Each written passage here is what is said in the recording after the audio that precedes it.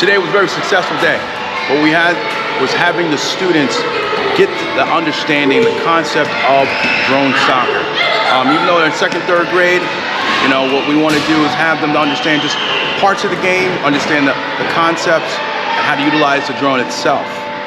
Teamwork is very, very big, so we're going to have that happen as well.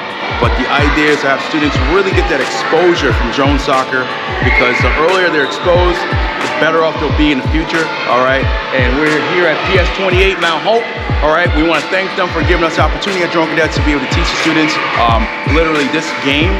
Not only just a game, this literally is a career pathway they could go through by utilizing these types of skills that they're learning. So today was a practice day. Tomorrow we're going to do a scrimmage, all right? Because we want them to be prepared for May 6th. When May 6th happens, it's going to be, hey, PS 132 versus PS 28, all right? And Sergeant Reed will have to be unbiased because I'll have my judges there. We're going to have everything happen so students understand the concept of the game and formalities of it, all right? So as we continue practice, getting them ready, we are really excited, and I hope they're excited, because this is going to be their future generation of drone pilots, hopefully to be.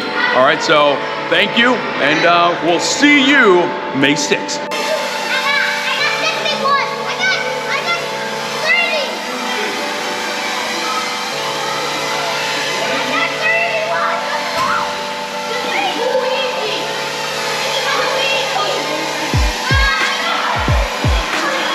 This is Principal Lothian from PS28. I'm looking forward to the competition on May 6th. I get to see what Drone Cadets and my students have been doing over the past couple years, so I'm really looking forward to it. Hi, my name is Ms. Venegas, and I work for the Center for Educational Innovation, but I am the Community School Director here at PS28. We are so happy to have Drone Cadets with us again this year.